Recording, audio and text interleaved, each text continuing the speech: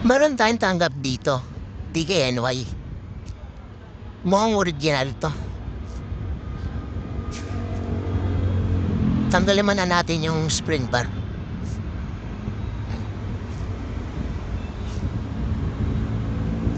Sunod natin yung takip para malaman natin kung totoong original to. Titignan natin yung puso niya.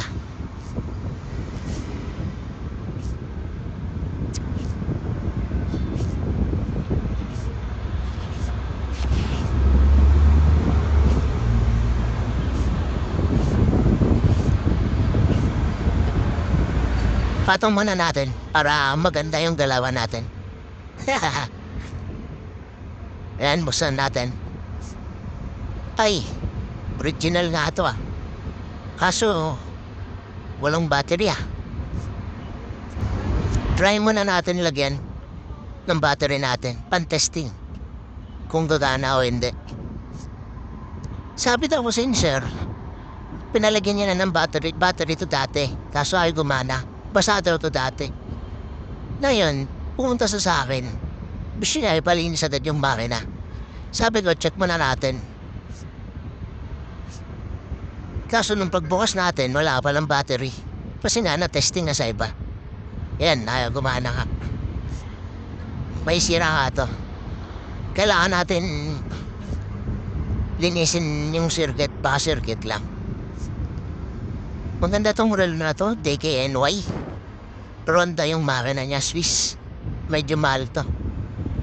Yan, tanggalin na natin yung makina.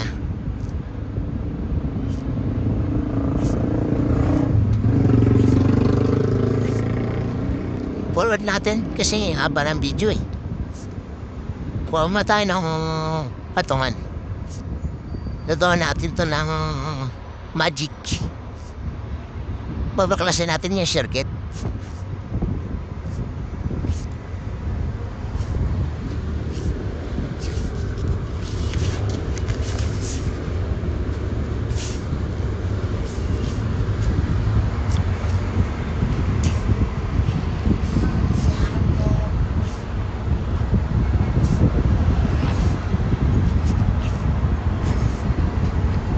Tuloy natin yung patungan. Yan.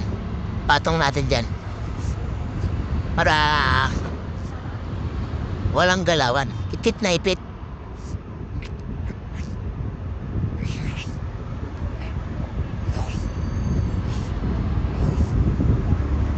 Panoorin niyo lang po kung paano tanggalin yung circuit at linisan para magkaroon kayo ng idea kung paano niyo sisirain yung hilo niyo.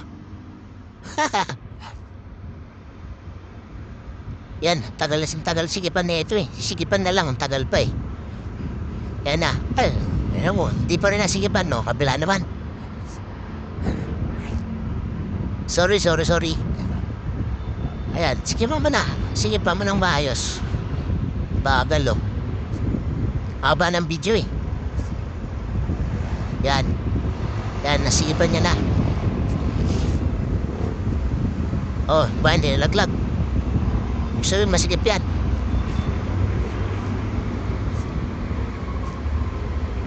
Unahin muna natin, tanggalin na natin yung battery and testing natin.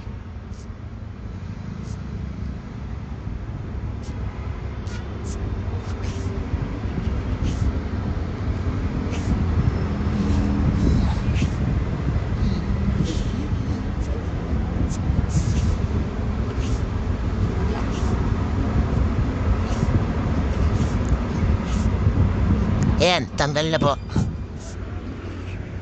Sunod natin tatanggalin dyan yung mga tornilyo.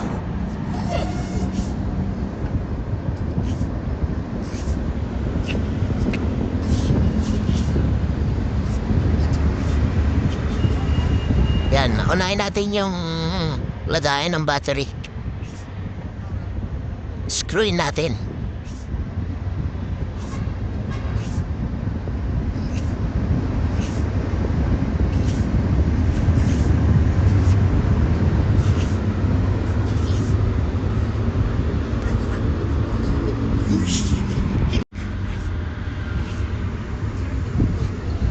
Sobrang late na ito. Kaya kailangan dandahan tayo. Kasi pag tumalsik yung mga screw na ito, hindi na natin makikita. Tanggalin natin yung pangalawang screw. Tapos yung pangatlo.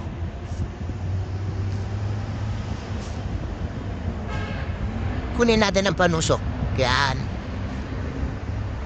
Yan. Sangatan natin yung takip. Oh. Wala yung circuit ah. Saan napunta yan? Wala no. Nandun eh, sumama sa takip eh. Ay no, kukunin niya na. Oh, diba? Sabi niya na sumama sa takip eh. Ibababad po natin yan. Tsaka yung thermal. Yan. Magluluto-lutuan tayo. Yan yung ulam natin. Lagyan natin na sabaw. O, diba? Papakuluan lang natin yan. Pagtas tinola na yan. 280.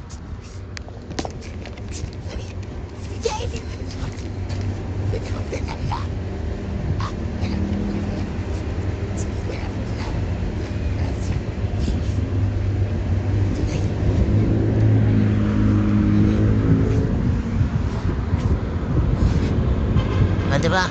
Kita niyo po, medyo malapit. Tutusong na kasi yung camera ko eh. Di na kayang isumpa eh. Tanggalin na rin natin yung thermal. Ayun na, patungan ng battery. Baka may mga dumi-dumi na yan.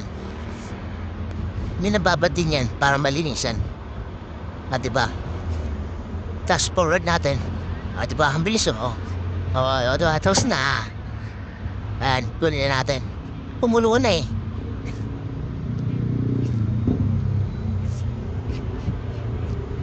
So, babalik lang natin ulit dyan.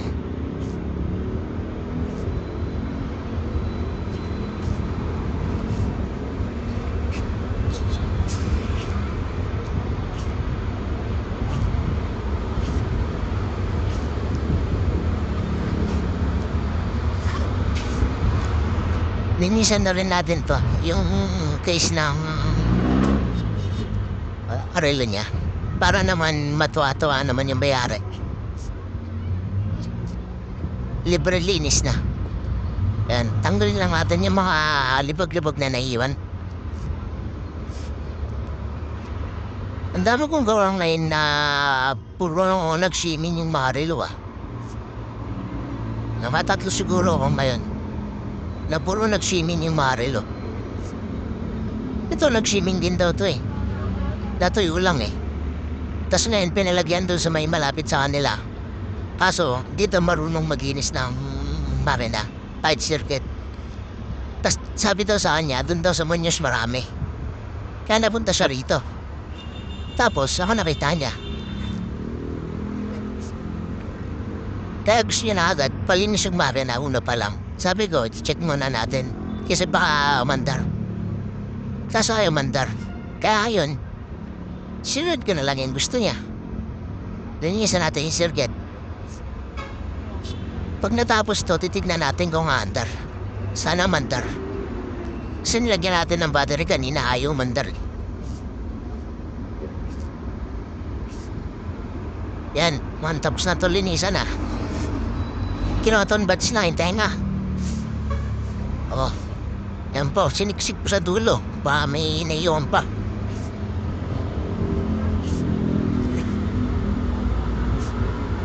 Yan, mga all goods na to. Uy, pinanasan pa. Oh, meron po pala. Sorry. Hala ko okay na eh.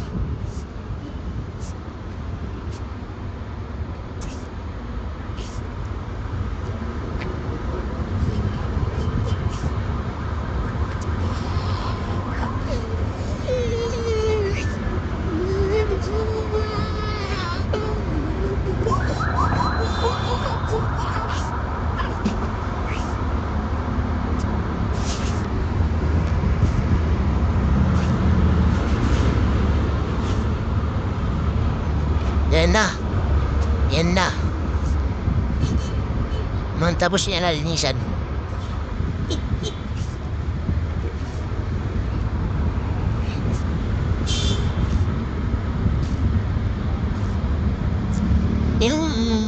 takip pala na ito tsaka yung crown, lalagyan natin ng pang waterproof. Para in case na mag-swimming ulit next year, summer, sakaling hindi na siya mapasukan.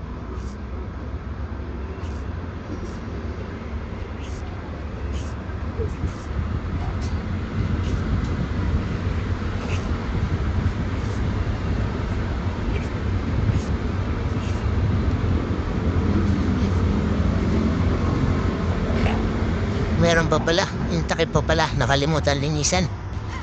Kailangan na rin linisan kasi lalagyan natin ng pang waterproof yan. Para bago lagyan, malinis na. Tas pag sinara natin mamaya, medyo maganda. Kasi pangit isara pag sobrang dumi. May awang-awang yan eh. Mapasukan ulit ng tubig yun eh. Yan, babalik na natin. Unahin muna natin yung thermal. Lagayin ng battery.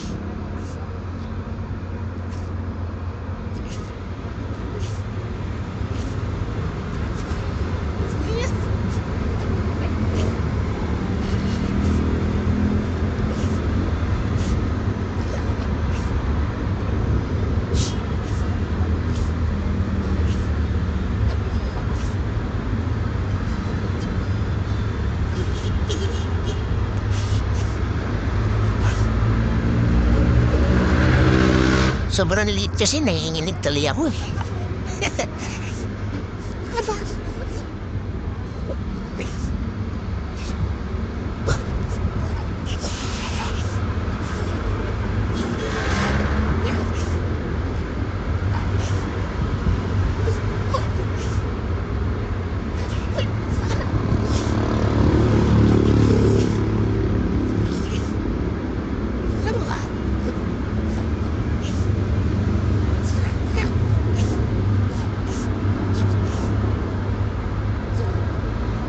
Yun, nailagay mo din, baldo. Sunod na natin yung circuit.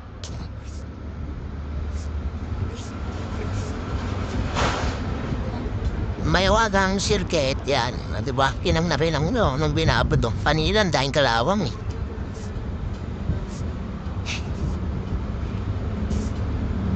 Pero susubukan pa natin kung tatakbo. Yun yung aanoin natin. Pag ayaw pa din, ititester na natin kung coil ba o yung circuit. Pagtingin ko kasi kanina, madumi na yung circuit, kaya lang yung binabad ko. Siyempre, gets mo na yun, para hindi mo atesterin lahat, di ba? Pag alam mo may kalawang na yung circuit, kailangan tanggalin. Yan, balik na natin yung bobber.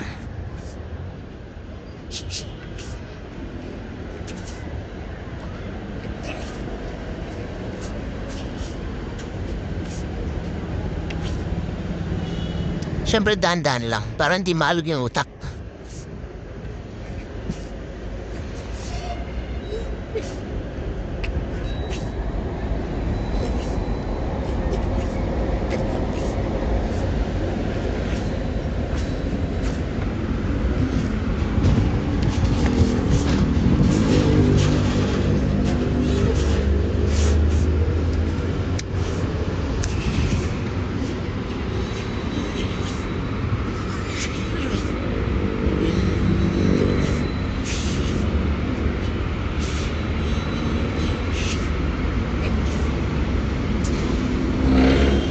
Yan, balik na natin yung cover ng battery.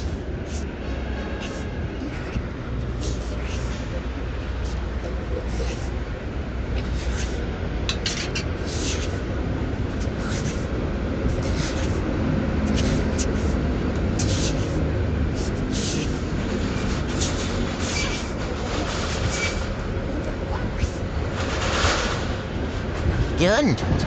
Hindi kasi natin pwede gamitan to na hindi natin pwede gamitan to na electric magnetic screwdriver eh. Kasi sobrang late na ito eh.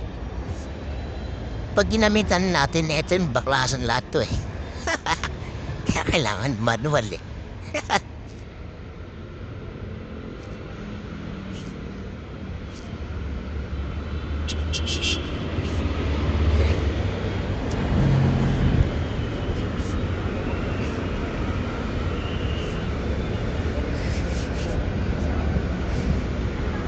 Yan, okay na. Spray onte. Baka may naiwan na malibag para magtanggalan.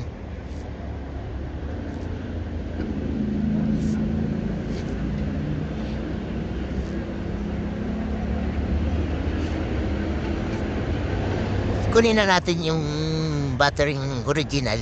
Original yung gustong ipalagayin, sir. Kaso mirit pa sa alinisan din natin to. Siyempre, para maayos na rin. Kaso hindi na natatanggal tong mga to eh. Ayun no, may kalawang yung steam. Mang nabasa nga to. Sana mandar. Yan, tanggalin muna natin yung mga matitigas kung matatanggal pa. Pero kung hindi na, hayaan na lang natin. Kasi hindi na maayos yan eh.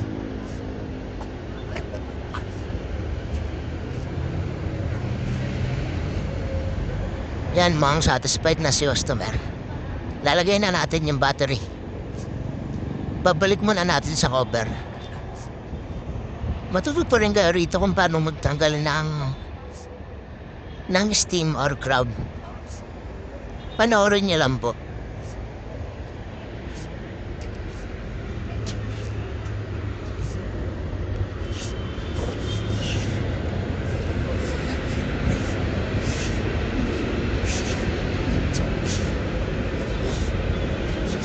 Apply.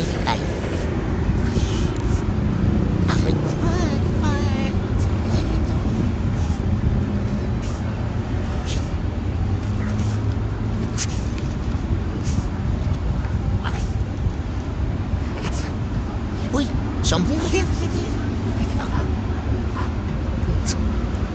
Nabalik. Yan, nabalik na natin sa cover.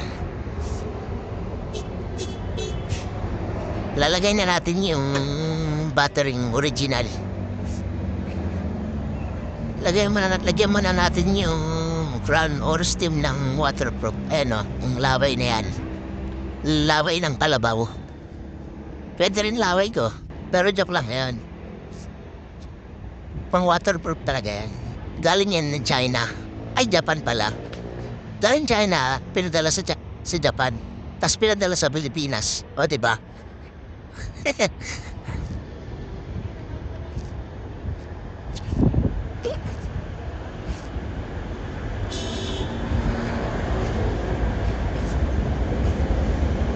Ayan, lalagay na natin yung battery.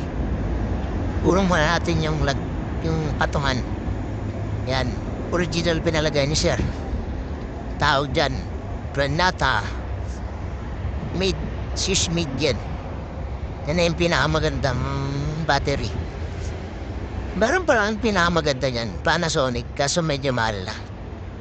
Tignan natin. Oh, mandar. Oh, di ba ang galing ko? Circuit lang, di mo natin testerin, diretso na agad. Oh, di ba? Bulas lang. Oh, di ba? Wonder na siya, ang galing-galing.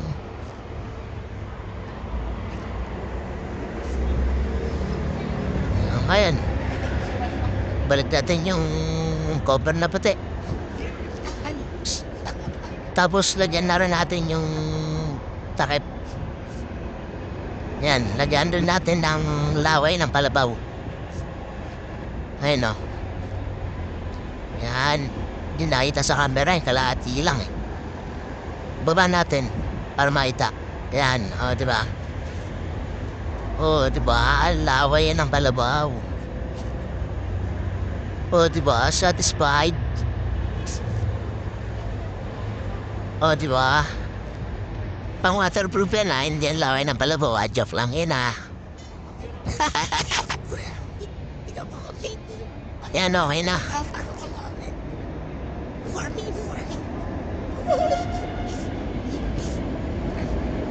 Lagyan muna natin ng palatandaan. Baka makalimutan natin eh.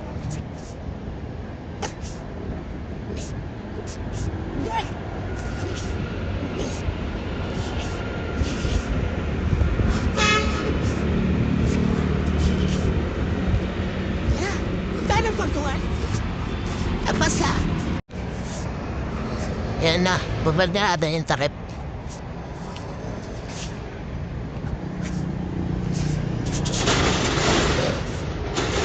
Yan.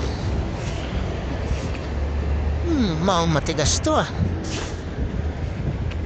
Mukhang kailangan natin i-press to ah.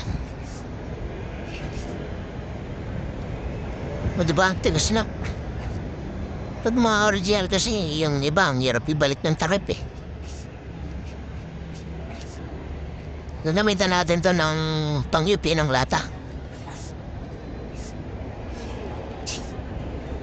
Nakita na ba kayo ng pang-UP ng lata?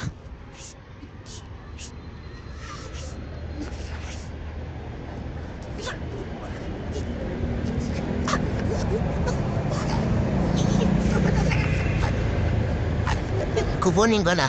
Ipipress natin to. Yan. Yan. Pili tayo. Pang-UP ng lata to. Para mabilis.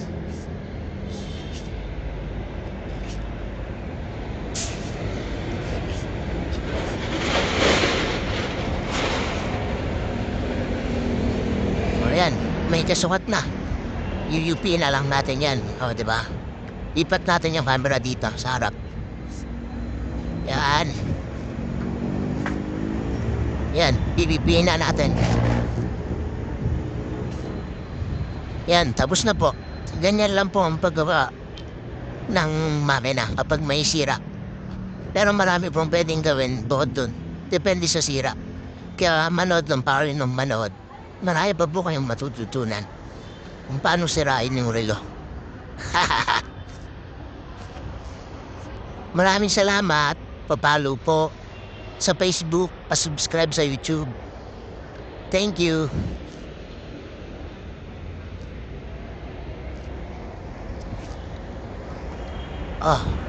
Goods na yan. Bigyan na natin kay customer.